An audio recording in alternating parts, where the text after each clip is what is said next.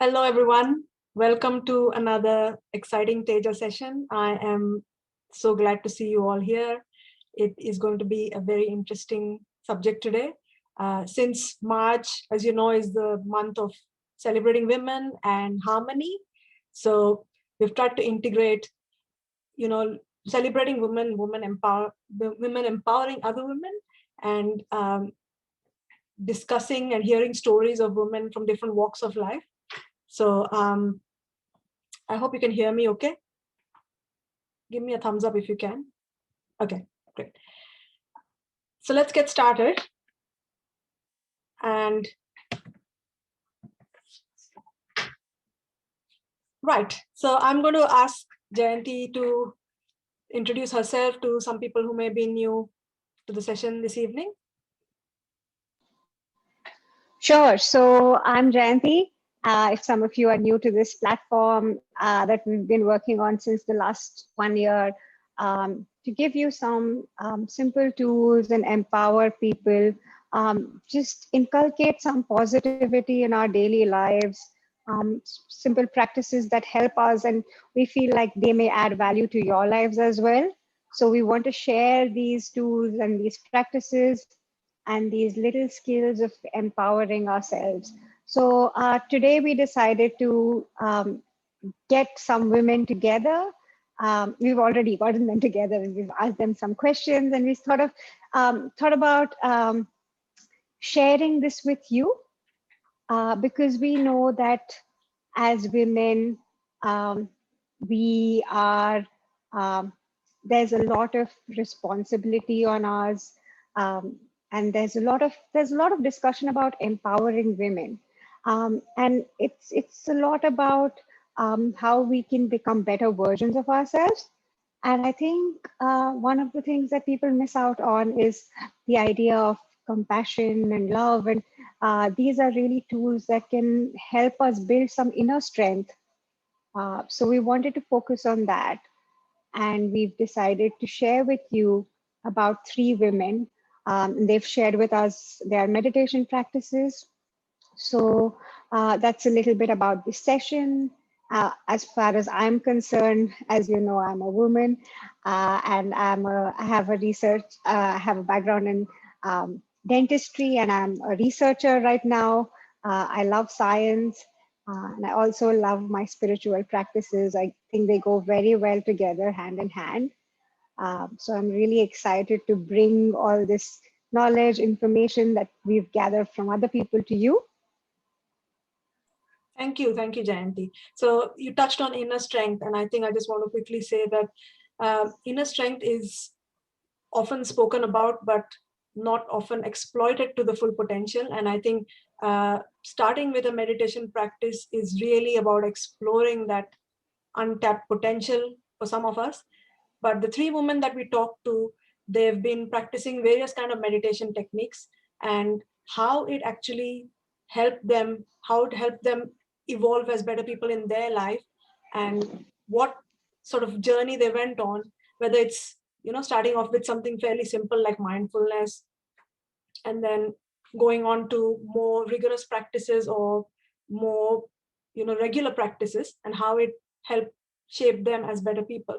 So we'll hear about them. And I think we talk about compassion starts with ourselves, being compassionate to ourselves first, I think. Introspection and reflection, but most important, taking action. So we do know a lot about meditation, and some of us might find that it is not as easy as being still and just letting the thoughts pass. But hopefully when you hear these 3 women and their different journeys, you will feel inspired about taking action. Doesn't matter if it's just 1 minute, 2 minutes of mindfulness. I think Jayanti and I and the 3 women panelists we have today will all agree that when it comes to meditation, the consistency gives you a much better result than, doesn't matter how long you practice for. The consistency is the key, I believe. So without further delay, I am going to introduce the 3 women. So there you have a glimpse. And I think if you've looked at our promo video, you already got a glimpse of the 3 women we have. They're from very different and diverse backgrounds. So we've got Alicia, who's a photographer and storyteller.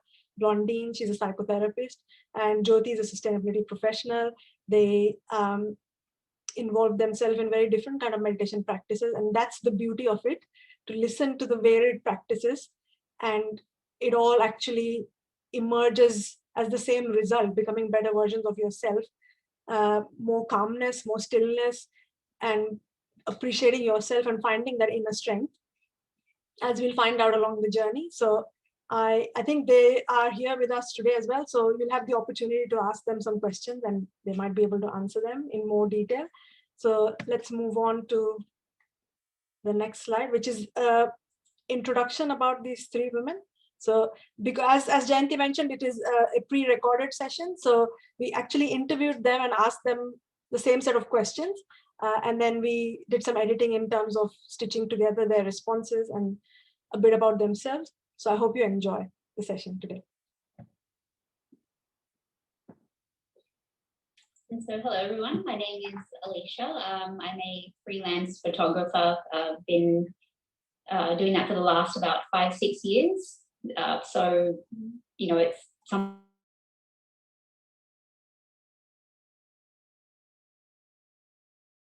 about my experience with meditation and the different techniques that I've tried over the last couple of years. I have been in Australia for 20 years this year. I migrated in 2001 and before that I was in different places of the world. Was born in France, loved traveling, was teaching French as a foreign language, and when I came to Australia, went down the academic path. And I don't know, I'm the eldest of 7, and when I came to Australia, I got married here, and I am now in my second marriage. I may say more about that later. Very happily so, and I changed careers as well. So I was teaching French and researching in a university here at the ANU, and about 12 years ago now, I decided to move out of it, and I am now a qualified psychotherapist, and I am also working part-time in my in the business that we have with my husband, which is in retail, and we have about 15 employees. I think that's a good summary for myself. Thanks. I've been in Australia for about 18 years, and because I have an Indian background, and so I used to be a chartered accountant in India, but after moving here, it was not something that gave me much joy, that profession. I just got into it, I guess, passed some exam, and so it was a tough journey, but it was like, you know, you finished the course, so you need to work in that line kind of thing. So I didn't really enjoy it, but I worked in banking in India as being a CA. I did not practice because I just couldn't relate to it. So when we moved here to Australia, that gave me a chance to kind of change my career. So I got into information management when I came here by accident. And then I did some qualifications in that, worked in that line for like about 10 years. And it was a very supportive workplace, and I really enjoyed doing things about green action at that workplace. And that got me interested in all environment stuff. And then I did a master's in environment management, and I decided that this is what I really, really want to do. So I moved into this line about probably now 7 years ago. So yeah, I feel that I finally found my calling, and my work life and you know, home life is all kind of blended. It's all has the same values and that kind of thing.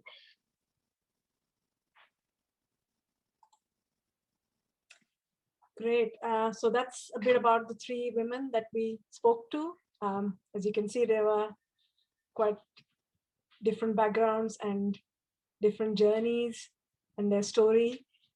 We asked them some questions, so I will let Jayanti talk to us a bit about the first question we asked them. And in case there's any problem with the audio, please let me know. So Kalyani and I were really curious about. Yep, sorry. No, all good. I'm just letting people know that if there's a problem with the audio, please let me know on the chat so I can make sure that you can hear the interviews clearly. Yep. So Kalyani and I were just thinking about asking other people what sort of meditation practices they do. It's just good information for us to have because we're always curious about meditation practices, and especially because it was Women's Day and we're thinking about what kind of, we know all these amazing women in our lives, why not ask them what kind of meditation practices they do? So that was our first question, just to know what sort of practices they follow, what benefits they've got out of them, and subsequent questions will be touching upon those things also. But first of all, we wanted to know what they do for meditation. Thank you, Jayanti. So I'll move on to the next slide, which is the video about 3 of them telling us about their meditation practices. So let's have a look at that. So the first sort of program that I guess had experience with was the 21 Days of Abundance program. So that's led by Deepak Chopra. So you do that as part of a group. That was probably my first experience of a more intentional type of meditation where there is a focus for each day, either a specific thought or something that you're trying to cultivate more of in your life. So I found for me that having an intention or having something that I had to focus on was very valuable, and it kind of helped me to actually have some more purpose to why I'm, meditating and the benefits behind it. So that's probably the first kind of program that I've done that's helped me to really understand the benefits of meditation.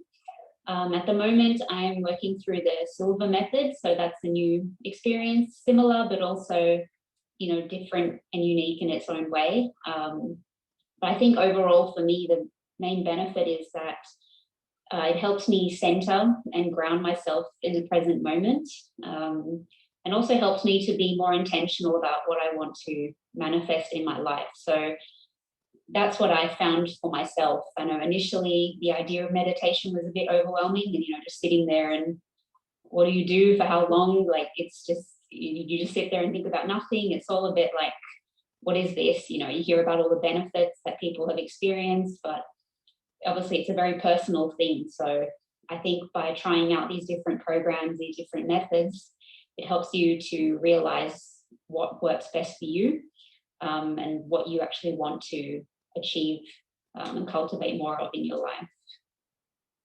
It draw from 2 practices and techniques that I've learned. So in my early 20s in France, I did the Silver method, and that was a big eye-opening about how our brain works and how we can master it, or at least control part of it, and direct our energy towards certain things that we want to see happening in our lives.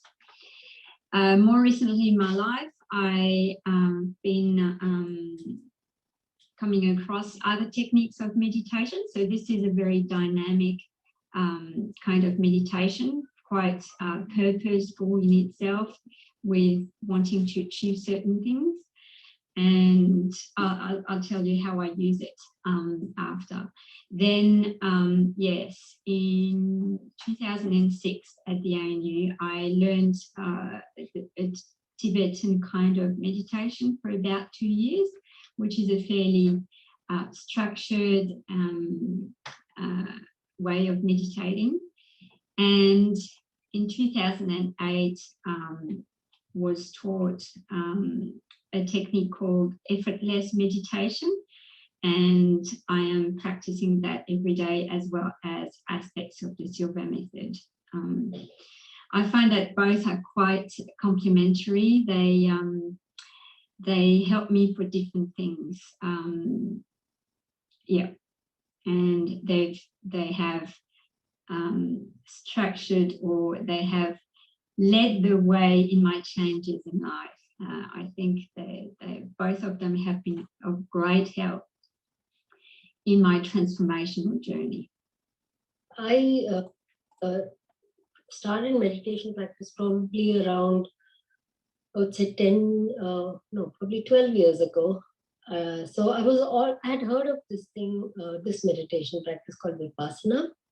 So when I was in India, I heard about Kiran Baby using this practice in the jails, Tihar jail there, and how they reduced the incidence of recidivism in the prisoners there. So I was always curious about this, and I thought I should explore this more. But life in India was so busy, like I never got time. You have to take time off at least for 10 days. That's the minimum of that course to start with. So it's not like you can experiment for a day and then learn some techniques and come back. So I never got that opportunity. But when I came to Australia, and there was like initially, you know, when we come, you're struggling to find your foot here, and it's all about job and trying to find a place, you know, make a living here and adjusting to everything that's so new for you. So that kind of took up a few years. And then our daughter, when she came here, she was like about 12 years old. So soon she entered the teenage years, and it was like suddenly the person had changed completely. So I kind of didn't know how to deal with it, you know, because it's very different in India, and I couldn't recollect me ever being like that, or, you know, ever coming across another child like that. I just didn't know how to deal with it.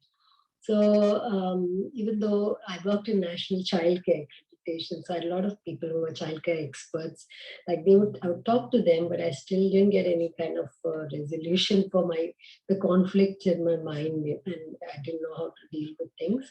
So I thought, oh, you know, this is the time I should try this meditation. And I heard that there was a center here at Blackheath.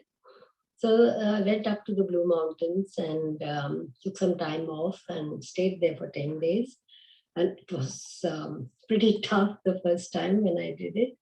And then, yeah, but it just clicked. Like I was very serious. And there's some strict rules that you have to follow when you're there. But I thought if I need to get the best of this. But when I came back, I was a totally changed person. My outlook had changed. So I was not looking at the problem in the same way, you know. So that was the start of my meditation practice. And then after doing that, you're required to do it twice a day for 1 hour in the morning and evening. And initially, when you come back, you're quite determined to do it. I would get up at 4:30 and try and fit that 1 hour in the morning, and then fit it, plus do my job and all the day-to-day things. It became difficult as the days went by, and that slowly kind of reduced. But then once you learn the technique, you can do it anywhere, anytime.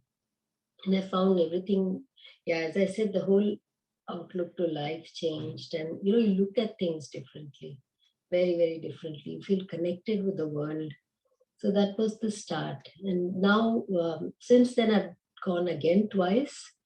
So I've done it 3 times now. And I feel that's, I don't need, like, you know, that's the thing that I needed in my life. And it gives me strength every time. Even now I practice pretty much every day, not for an hour, but whenever I can, yeah.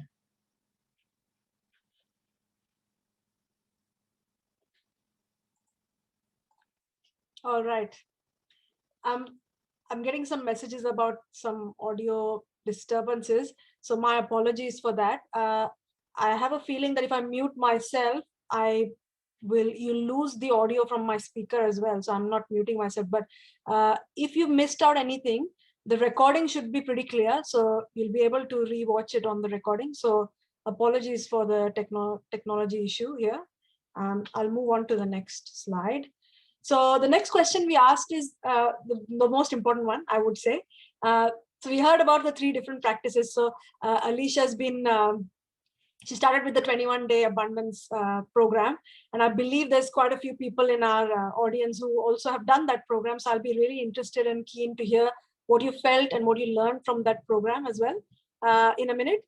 And so then Blondine talked about the Silva method, and Alicia also talked about the Silva method being a dynamic practice and very much about, intentional practice. So it's about healing someone, or it's about some sort of goal that you want to manifest.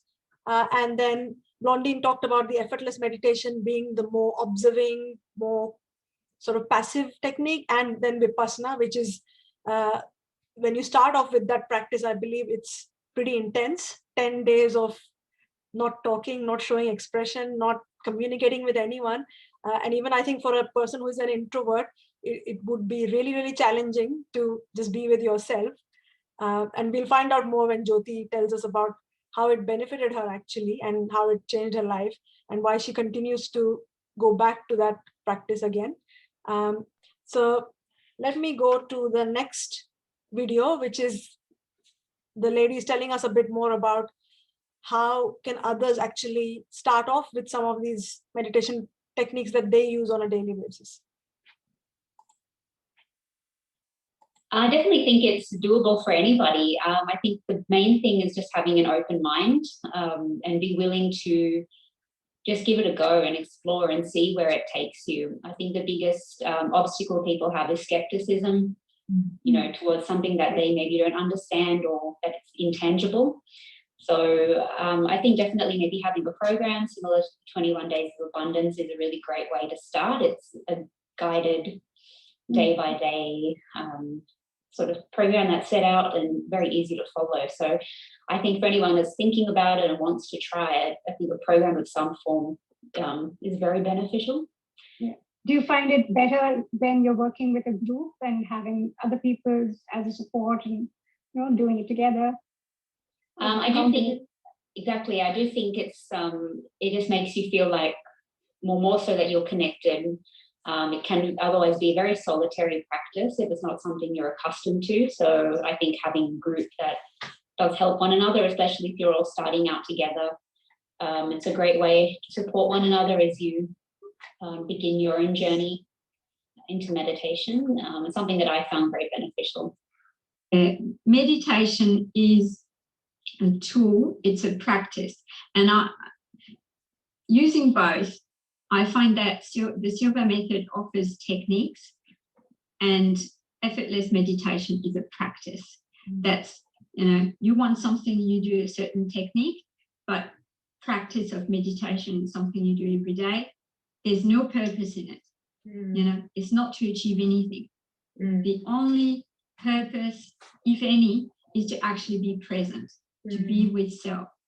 And I get insights of intuition that comes and ideas. I could do this, I could do that during my meditation without even asking for it.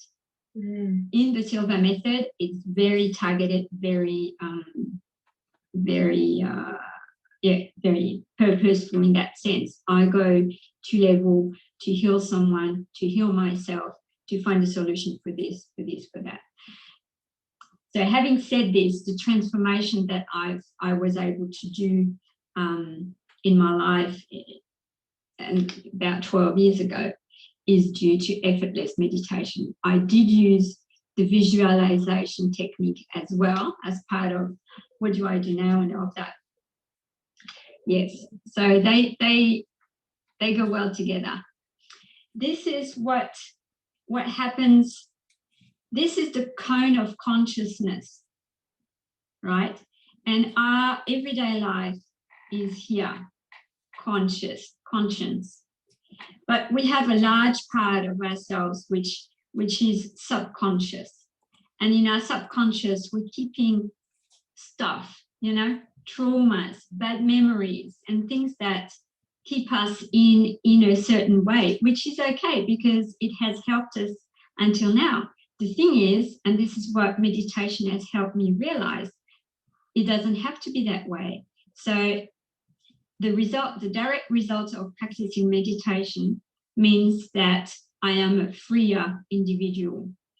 And when we meditate on a regular basis, and it probably happens even more so when we do meditation retreats, there are times where in the meditation there's no space, no time. This is said a lot in the Silva method as well, where we reach pure consciousness.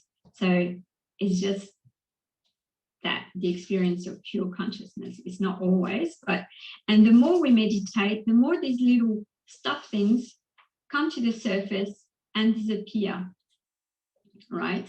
And so my experience is combining meditation and psychotherapy, or meditation and other modalities that help people work out things at a deeper level than everyday reading level, is a fantastic way of transforming one's life and being closer to being a smiley person on a daily basis.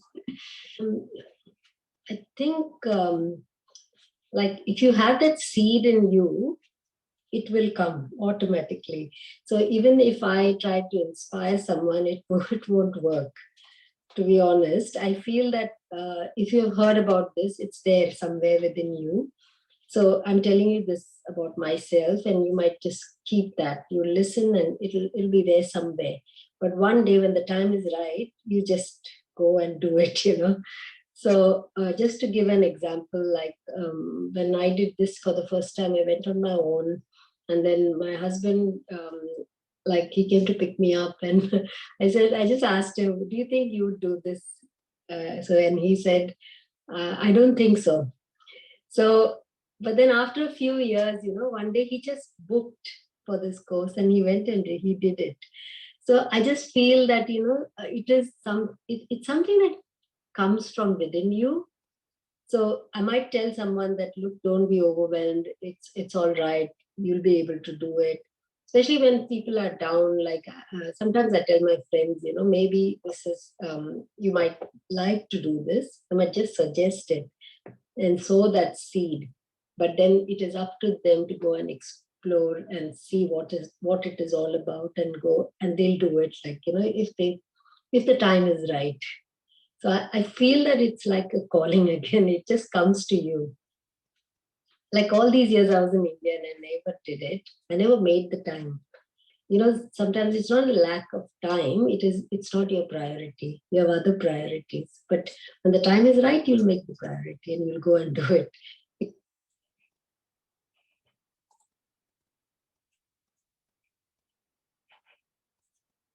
Right.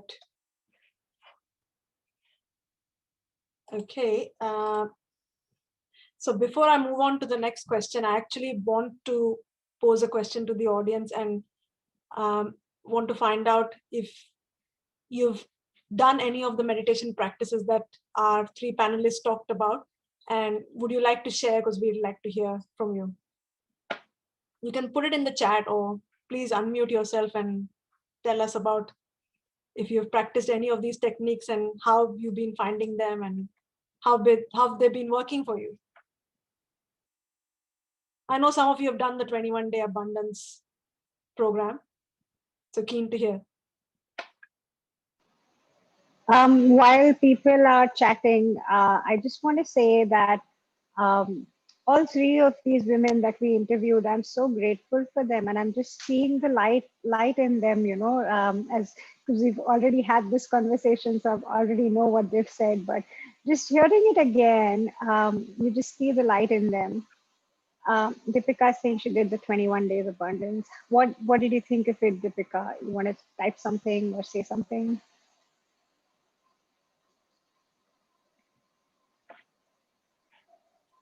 You can unmute yourself and say something.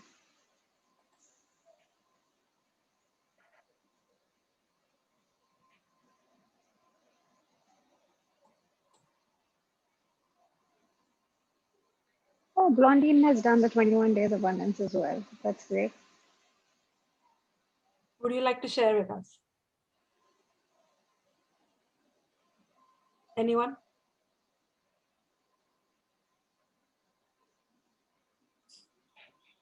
Do you want to unmute yourself, Deepika or Blondine, and say something? Hi, I'm Deepika, and I did involve myself in the 21-day abundance meditation program. It was very refreshing and very relaxing, and particularly being involved with it during the COVID situation, it did seem to make me feel very positive, and I quite enjoyed being a part of the whole program over 21 days. However, honestly, I haven't followed any meditation regularly since then. It's very off and on. I just find myself, I find it hard just to commit to doing something with meditation. I'm not sure why, but that's exactly why I'm logging on to today, to hear the stories of the three guest speakers that we have, and I'm hoping to probably try and get this meditation going back into my life from now on, and making time for it in some way. I think it's just a matter of beginning, trying to make it happen. So yeah, that's my story with meditation. Thank you, Deepika. That's really lovely to hear. I know there's a few others who've done the program as well, and Naina says she found it inspiring. She got some intuitive ideas. Can we hear what the intuitive ideas were?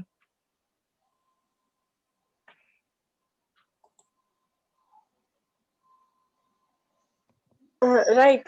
When I was doing this 21 days, and we had made a separate book for writing down our experience every day out of that meditation.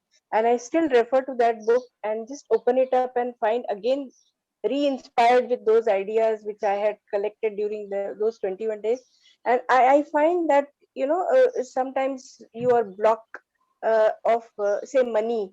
Then the intuition which came in, that okay, when we did that meditation, it gave us insight into money is something which is always flowing.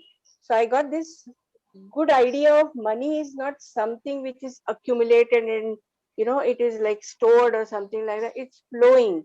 That idea inspires me every day. That's fantastic. That's really, and That's I think most of us, beautiful. yeah, most of us know it, but because you are proactively doing a program like this, you're kind of making it a priority. Like Jyoti said about prioritizing things. Everyone knows exercising is good for health and meditation is good for your mind and good for your own personal growth. But the thing is the prioritization. So when we involve ourselves in programs like this, or involve ourselves in a group of like-minded people, then your priorities shift. And the more you shift your priority in that direction, the more benefits you see, and the more benefits you see, you keep continuing the practice. So I guess it's like a circular thing. And that's what Teja is trying to do in a small contribution, trying to bring those ideas so you feel inspired to do more and more. I was just thinking, because Blondine said she's also done the 21 days of abundance, and she spoke about a different practice. But Blondine, if you're around, do you want to share with us what you thought about this program? Yeah, sure.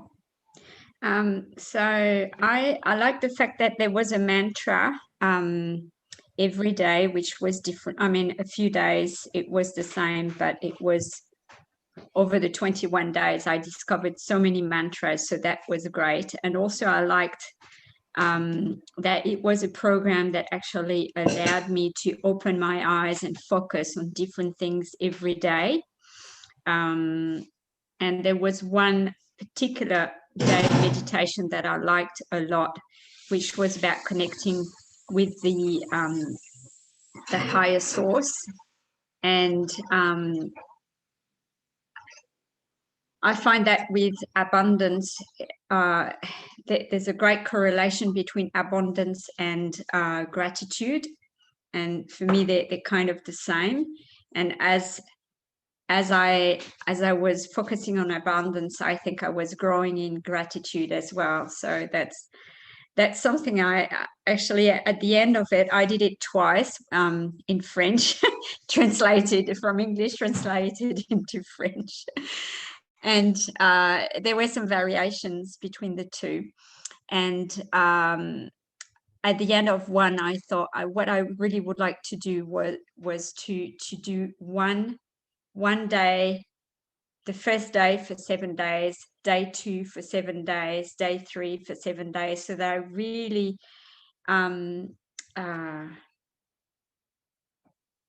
integrate what the message is. I thought there was so much depth to it. Yeah, so that's my experience of it.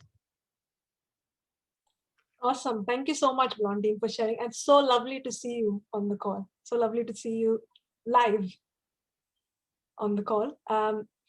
So moving on to the next one. This is the exciting part. Everyone loves manifestation and stories about, sometimes people think it's magic. It is kind of magic that's within you that you're just unraveling as you go. The manifestation is only like it's like one of the perks, really. What you gain is a lot more than that. So let's hear from our 3 panelists, and they basically touched on these points. So the diagram that you can see on screen now is, meditation, no matter which practice you involve yourself in, the consistency, as we said, is more important, whether you do 1 minute of mindfulness every day or whether you do 3 times a day. I mean, the more you do, the better it is. But if you just practiced on a weekend to weekend, you wouldn't naturally see those benefits as you would see when you did even 2 minutes every single day, making it a priority every single day. So these are some of the perks, and I'll ask Jayanti to share a bit more as well. Obviously, your self-confidence will grow even without you thinking about it.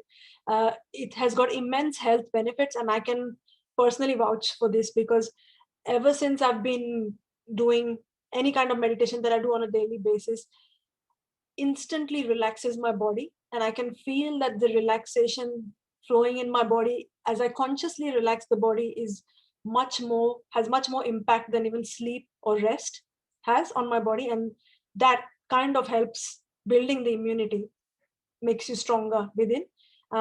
Obviously you feel calmer, and Blondine talks a bit more about this, and it stuck with me what she has said, and I will talk about it a bit after the 3rd video. Manifestation, we all love to hear that.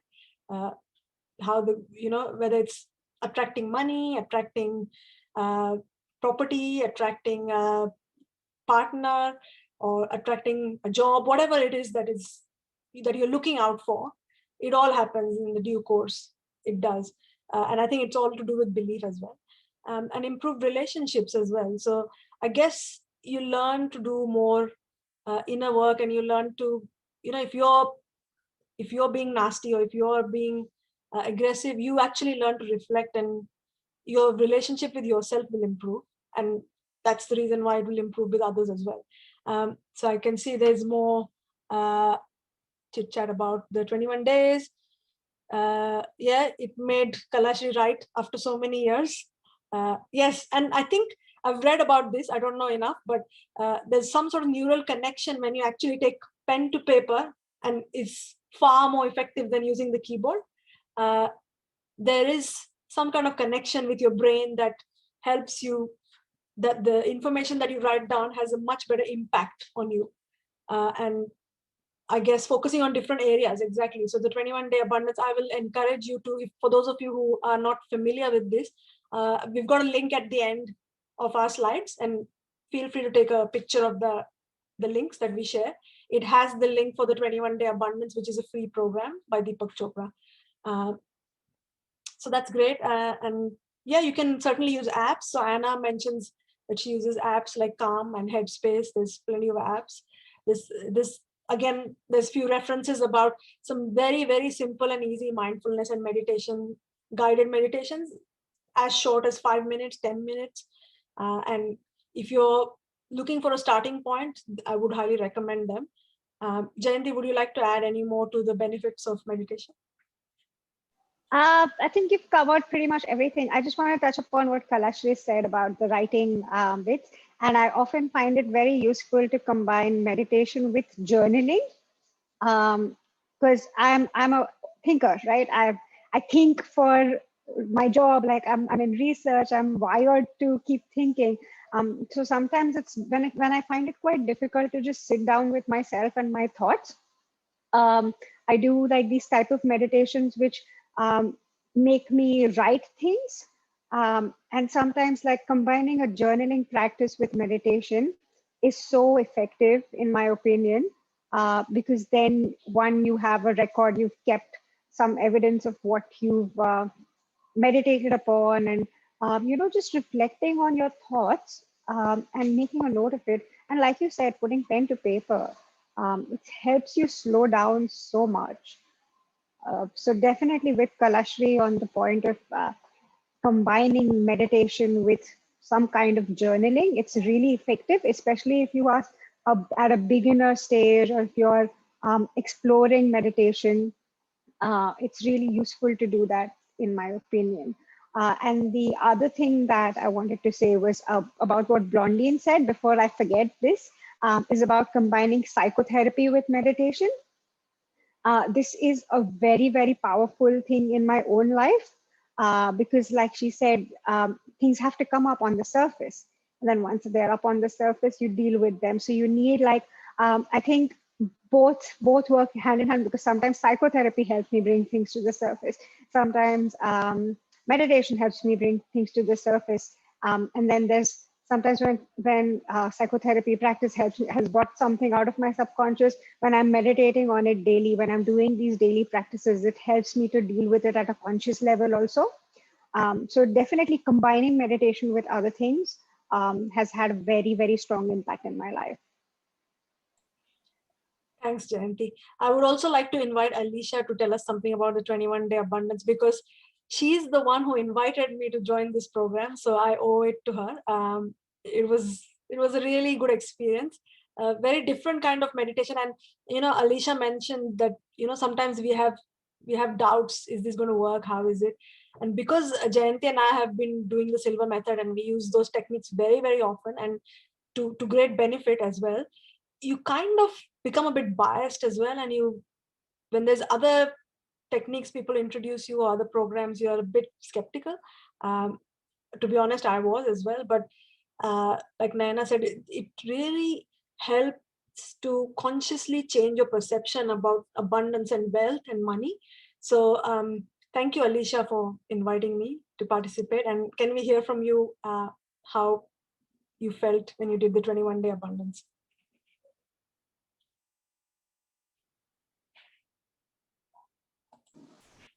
Hi, everyone. Sorry, the audio is breaking up. It's a little bit difficult to hear. But yeah, so the 21 days, it came into my life, I think, right at the start of COVID. So when everything was locking down and, everything was changing very rapidly. So I think, like somebody mentioned before, it was a very calming practice to have during such a turbulent and uncertain time that we're all facing. I'll be honest, I felt a lot of resistance initially to actually starting this practice. I think when it's something so foreign, and also, it takes a lot of commitment. You have to do the meditation every day. You need to do the exercises. I think it's important to make the effort and do them. Be very vigilant about completing them. It's so easy to be like, oh, it's okay, I'll do it tomorrow, or I can do it the next day, and then before you know it, it's blown out to who knows how long. So that was really challenging for me, to actually sit there and have to think about all these questions that he was posing during the meditation and during the in the actual posts that were there each day. So I did sort of realize a lot of things about myself as a result of pushing through and actually making it happen. And inviting the group to join me, I think, was one of the hardest things that I encountered as well. I think there was immediate resistance of, how do I actually lead a group, and is anyone going to join? You have all these thoughts flow through your head. And I think the best thing that I read in one of the posts was, you know, how it'd be very selfish of me to deny other people the opportunity to actually experience and learn something for themselves. I think that sort of pushed me through to continue with the program. But yeah, it was incredibly powerful, and very powerful timing as well. So if you haven't done it, I would strongly recommend to give it a go and see what it brings up for you. Thank you for sharing, Alicia. The timing was really, really good, actually. I do agree with that aspect of it. And I think being confined to home and not doing much else, it kind of forced you to take instead of, you know, watching things on the TV or thinking you have suddenly got this extra time, so let me watch this and that and catch up with some other things. But this kind of structured, in a structured way, forced you to do introspection. And I think I really, at the end of it, you feel quite accomplished, to be honest. So that stuck with me. So let's move on to the video about the 3 panelists telling us about how these meditation practices that they do on a regular basis have come to their advantage. I think for me, what really solidified the benefit of silver, I mean, just having started out, is experiences in the past where I've unconsciously wanted something, not knowing, you know, how everything works and the fact that we're all connected and there's a much higher power than us, and seeing them come to fruition. You know, I think it was really surprising, like, wow, this is actually, there's so much more going on than what we think. So I think I already came into it with some sort of like with a faith that these things do work. I think that's a big part of it. I'm sure many people are skeptical. They're like, oh, you just dream and think about it and it'll happen. And it's not, it doesn't work that way. There is definitely very important to be, I think, intentional and clear and have the clarity about what you want. And when you know what you want, I feel like that's when, you know, the universe can start working for you. So for me, a lot of it comes down to visualization. You know, so whenever I have aches and pains in my body, you know, I kind of very specifically visualize the area, you know, inflamed. I visualize things like a healing energy coming in and, you know, taking over and actually beginning to unravel and heal a specific area. And I have felt the difference, definitely in smaller things, in things, some more chronic things does take time and repetition, but I just feel a change in myself. I think there's like a faith that I don't think I felt before. It's just this knowing that it'll work out. I just keep doing what I intuitively know to do. So that for me so far is what I've experienced doing the silver method. Well, same year, 2008, I began the year with visualizing for myself, I want certain things to happen in my life. I wanted to buy a house. I wanted to finish my PhD and be happy with it. And I wanted to be in a happy relationship. At the time, I couldn't see how I was going to buy a house. I couldn't say that I was going to be happy in my relationship because I was quite in quite a desperate situation in my marriage. And yeah, and well, if you've done a PhD, you can, you know, you don't know where the end is. And I was like, how am I going to finish this? I've started it, I've done this, and now I need to finish it. And it was like, so I've been at it, I've been visualizing, I've been developing faith that it would be possible, and I've asked the universe too. I threw my request out there. And many years later, I took my notes back and I realized, oh, this has happened, this has happened, this has happened. And at the time, I had no idea how these things were going to happen. But very deep in my heart, this is really what I wanted, was to be happy in a relationship, to have bought a house, and to have finished my PhD and be happy with it. And all these things manifested in miraculous ways. If you want to hear how I met my husband, that's an interesting one. When we meditate, we are more in tune with ourselves, which means we are more in tune with others. I read the day differently. I read my life differently, being a meditator.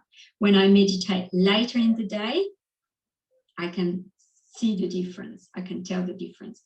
When I meditate longer, I can also feel the difference in myself. It's like almost like being on a little cloud. Yeah. So yes, it can, from an external point of view, give the impression that people are just losing their time. And what I'm saying is, well, when I meditate, I gain time. I gain time in terms of reacting to others. Instead of being angry, I'm just like, okay, I'm not quite okay with that, but you know what? It's probably not appropriate that I say anything. And then I don't. And then, half an hour later, 3 days later, 1 year later, I'm thinking, that was so good, I said nothing. And that's thanks to the fact that I am meditating every day, that I'm gaining time. Gaining time, and I find myself a more useful human being for myself and for others as a result of that. Don't stop your thoughts. So they just keep coming, and you're just sitting, as you said, like an observer, watching the thoughts come, and in one side it's coming and you're letting it go. It's like a movie, kind of, the scenes are just passing by, but you're not reacting to it. That's the key to it. So not reacting is what you learn by sitting there for 10 days. So you're just observing, and what you realize is that everything is not impermanent. So the concept of the impermanence becomes so real. You feel you're sitting and I can't deal with this. This is too painful. And then suddenly the pain is gone, like in the next second. So you're kind of observing, just observing and observing. And then, yeah, you're learning that way. It's also, Vipassana is called experiential wisdom. So there's no one teaching you during the day. You just sit and you learn. At the end of the day, there is a discourse, which is a recorded discourse. And that person, Goenkaji, who brought this concept of Vipassana, which is a very old concept, even before Buddha, but Buddha sent his, apparently his disciples to all countries. And then this very pure technique got remain only like in Burma or Myanmar, as it's called now. And then Goenka, he brought it back to India. Now he's no more, so they just play his recording. But it's amazing how what he says makes sense because you experienced it during the day. So he's not telling you what to do the next day. He just tells you like some basic things, and then, all your observations and the things that you learn during the day, when he tells you, you say, wow, like that's exactly what I felt like, So yeah, I like that non-secular kind of aspect of this. So it's there's no religion associated with it. There's nothing, it's just your breath. So you observe your breath and your sensations in the body. And how you're reacting to your thoughts. So the thing is, slowly you're learning not to react. So things come, go, just go with the flow, and just be in that moment. There's no past, there's no future, it's just the present.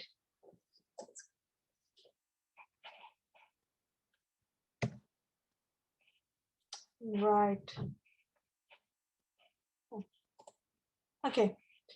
So that brings us to the end of the interviews. And before we actually do a simple meditation activity, I want to encourage questions from our audience, because we've got two people from the panelists here with us today, this evening.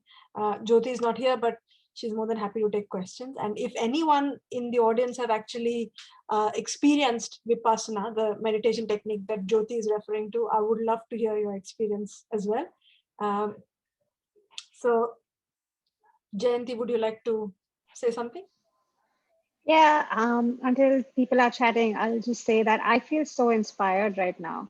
I'm thinking of actually taking a 10-day break and not a break, but yeah, when I think I'm going to seriously thinking about doing Vipassana after hearing what Jyoti had to say about it. Um, and yeah, I feel really inspired to like keep my meditation practices, be more consistent with them. It's just nice to have a chat with other people, and it makes you feel like wanting to go back and wanting to be more consistent with your own practices. So thank you for sharing your journeys with us. It means a lot. And I hope that some of you are also inspired to go back and do something. So I took up the 21-day abundance challenge, and I think Alicia, you were, and all of you were amazing, because at day 12, when it came to like passing on to other people, I think after a couple of days after that is like the point where I just stopped doing it. So I might actually take it up and finish my remaining 7 days. But yeah, I think I definitely feel more inspired to be more consistent with my own practices. Thank you. Would anyone else like to share anything before we move on to simple meditation activities? Feel free to type it in the chat or just unmute yourself and talk to us.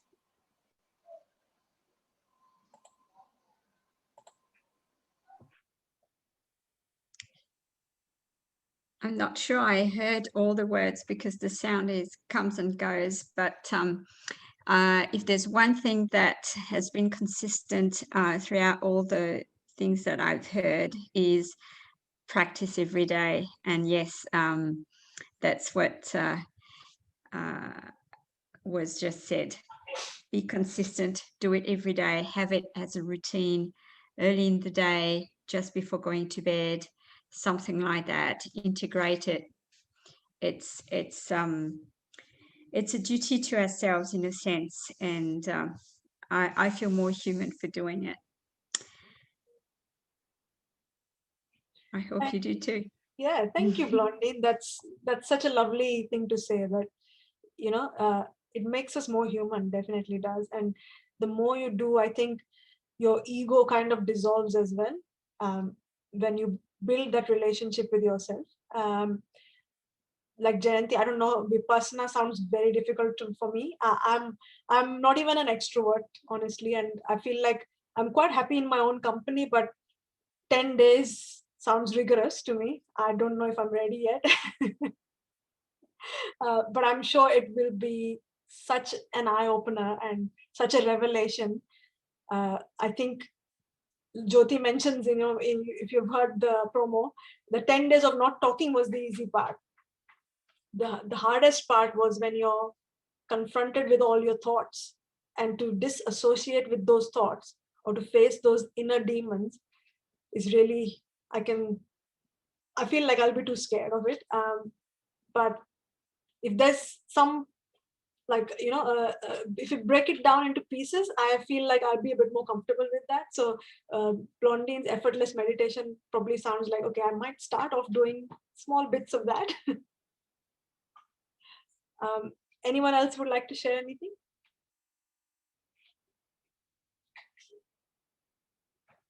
Right. Okay. So you can always chat to us, send us a message on Instagram, or email us. You'll find all the references at the end of the session. So I'm going to pass on to Nayana, who is going to take us through very simple meditation. So for those of who are new, Nayana is Jayanti and my mom. She is a psychologist, and she has experimented with she's gone to meditation retreats and experienced various techniques. But I think she suggested today that we could do a really simple mindfulness activity. So I'll hand over to her. Thank you. Hello, everybody. It was really nice hearing all these three ladies who have given us a different, experiences of their meditations, which they practiced and benefited from. And I would always love to have more interactions with them. Uh, the meditations which they talked about, and there are n number of meditations which are available. Few of them which I experienced in some groups. One is I experienced a meditation which is a Sufi meditation, which is called as gibberish.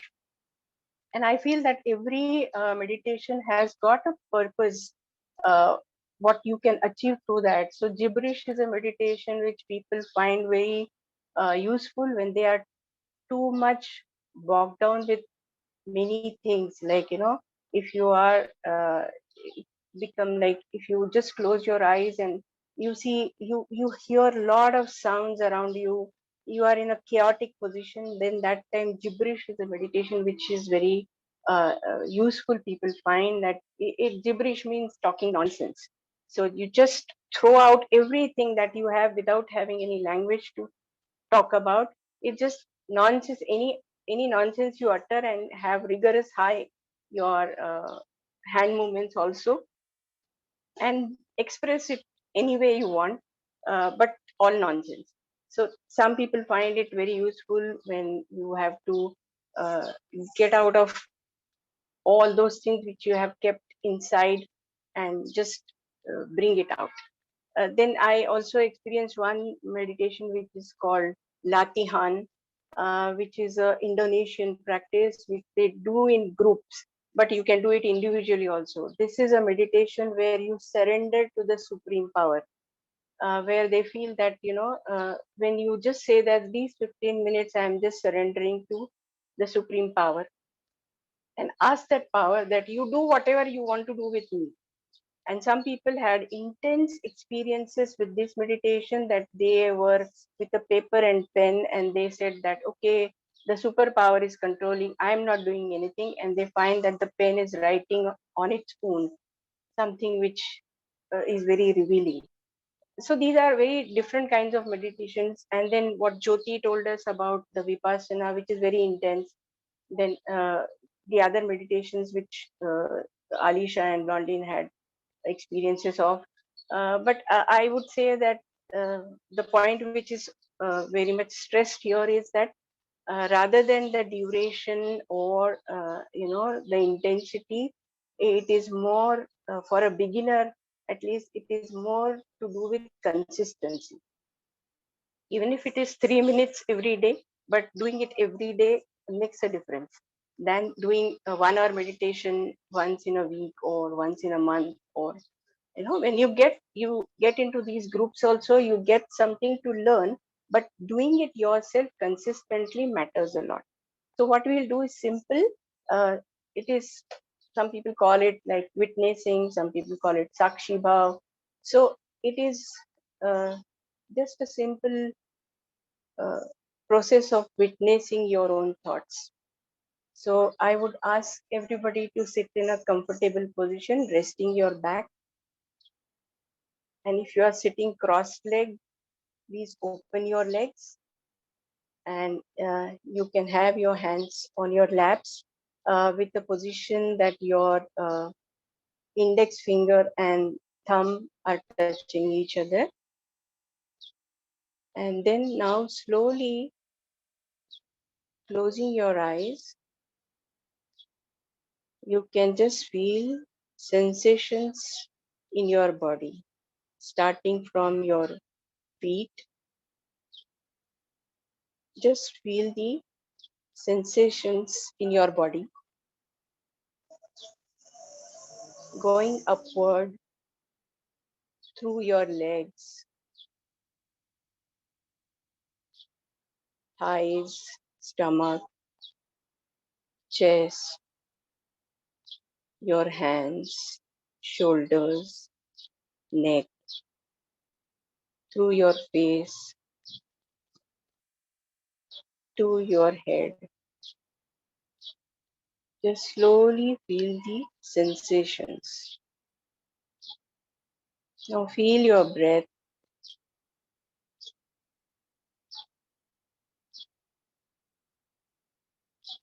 Feel the inhaling and exhaling.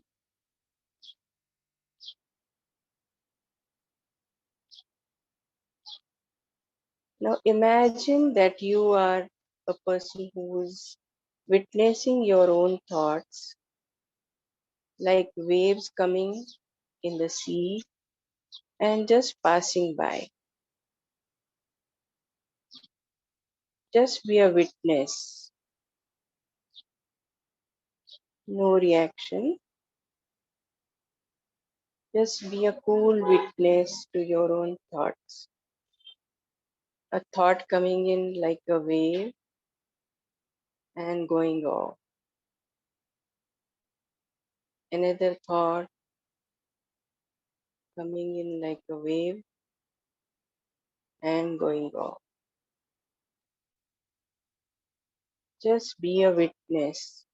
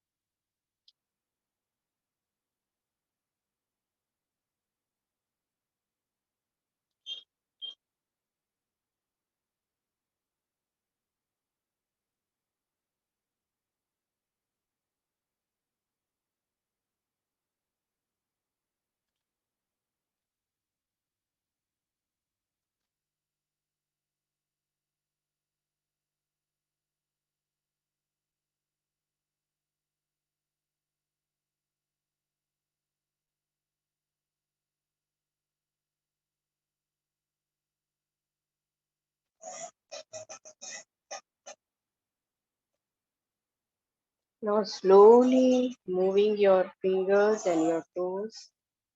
Just become aware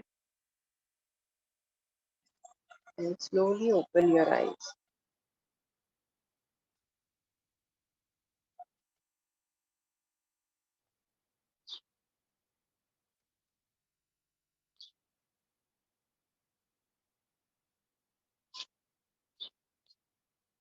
Over to you, Kalyani. Can you see my screen, people? What does it say on my screen? Can you tell me? It says summary. Okay, cool. So you can see the next slide. Yeah. Great. Okay. That brings us to the end of the meditation, and I hope that you found it calming, centering, and it's a pretty simple thing to practice every time you wake up, or sometimes if you're feeling a bit disrupted as well. I think just taking control of your breath automatically makes you a bit more centered and gives you time to not react. Like what Blondine said really stuck with me about when you meditate, you gain time. So you gain time between when something has happened, an impact has happened, and you reacting.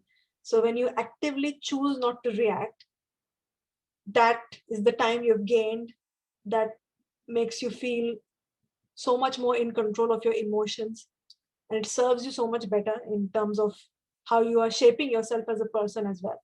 So I hope you all found the interviews beneficial and motivating to continue your practice on a more consistent basis. We'll just go through a bit of the summary of what we discussed today. So as Blondine said, and apologies for the sound cutting in and out, you'll be able to hear it again when you listen to the recording. But it's not about whether you meditate for 10 days being quiet or whether you meditate for an hour. It's all about doing it on a regular basis. And I think you document the evidence, like Jayanti said about journaling and meditation going hand in hand. So when you start documenting simple things, you can just do a very, very simple technique that I heard someone talk about: smiling more, being more aware and being more conscious about the fact that today I'm going to smile more. Today I'm going to smile at a stranger. And the amount of things that will happen that you will attract just because you're a smiley person will really surprise you.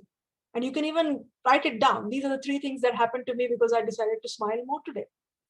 And this will beget more and more of those evidences. And that will in turn motivate you more and more to stick to your meditation practice. You can also start your own group practice. So like Alicia mentioned about the 21-day abundance, I think what kept me going also was the fact that I was in a group and I felt like I'm going to let my group down if I don't do it.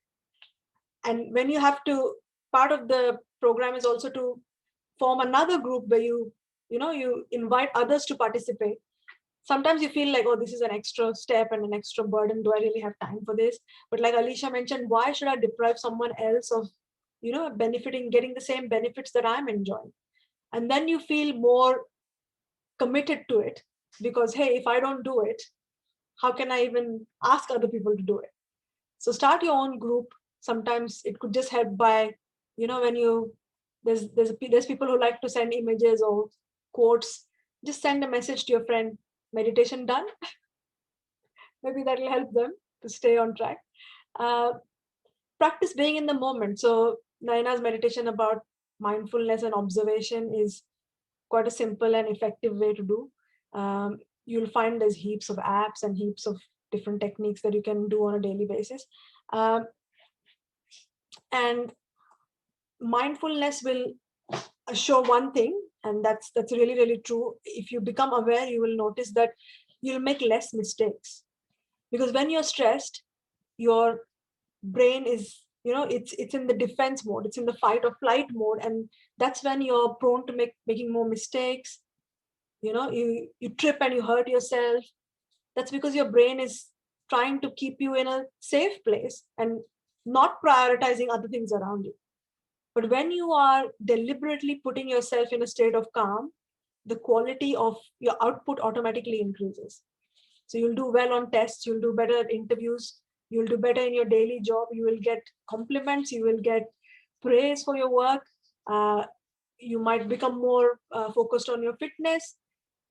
All of these things you will find are so interconnected. And Jayanti and Naina, do you wish to say anything else about the summary? No, it was perfect. I just typed in saying a note of gratitude to the three ladies who joined us as guests today. And it was really beautiful connecting with all of you. You're so beautiful and inspiring in your own way. So really thank you for joining us. Yeah, I would just want to say thank you to the three ladies who have given us so much of motivation to continue with our meditation. Thank you both. So moving on to, as I mentioned before, we've got some media links. So feel free to take a photo of this slide because we've got the links specifically for the meditation practices that Jyoti, Blondine, and Alicia have mentioned, whether it's the 21-day abundance by Chopra meditation, effortless meditation, the website link is there, and Vipassana. So you can feel free to research these. And then there's some links to a couple of books. The book that Alicia mentioned about the Silver Mind Control Method. And then there's some handy links to some Instagram channels that we follow. Ziva Meditation is another really easy, and although they have a paid program, Emily Fletcher, who is the founder of Ziva Meditation, she's got a very, very inspiring story herself. She used to be a Broadway actress, and she's converted into a meditation teacher, quite a transformation. And she's got some really helpful and very easy mindfulness free videos on YouTube that you can access. And there's a channel on YouTube called Great Meditation as well. So the resource that I was telling you before, that if you're not necessarily into downloading apps, but you'd like to access something like, oh, I've only got 5 minutes now, make sure as soon as you wake up at the start of the day, there are a number of 5-minute and 10-minute meditations about setting intention, freeing up your mind, practicing gratitude, attracting better health. So maybe start off by just making a commitment of 5 to 10 minutes as soon as you wake up, and you'll already see the difference in your day. Do you like to add anything, Jayanti, to the references? No, I think what you said is really good. And we've got some Instagram channels of just women who inspire us. Janine is one of them. Mind Valley, when I started meditating in the beginning, I used to do a very simple practice by Mind Valley called 6-phase meditation. It's really good for a beginner if you just don't know where to start. I think it's a good way to start your day. And then, I follow Radhi on Instagram, her Instagram channel is very inspiring. She talks about meditation, although predominantly about nutrition and that sort of stuff, but she also talks about meditation and spiritual practices. Is really nice. The Rising Woman is a really inspiring Instagram channel that I follow as well for like women, especially with like relationships and just feeling more powerful in your life. So yeah. Perfect. Thank you. So that's it. That sums up our session for today. Like Jayanti said, and like Naina said, very, very big note of gratitude to Alicia, Blondine, Jyoti for agreeing to chat with us, inspire us, give us your time. We had such a fantastic conversation. The day I think we did these interviews, they were separate days, but I kind of went to bed feeling this sense of, there's this oneness, this connectedness, and inspired to continue doing more and more meditation.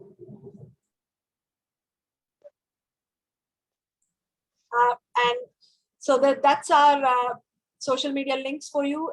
Follow us on Instagram, and the recordings for all our webinars, as you know, are available on our YouTube channel. So if you've missed any and you would like to revisit them, please visit our YouTube channel and you'll find all the recording, including today's recording as well. So thank you once again, everyone.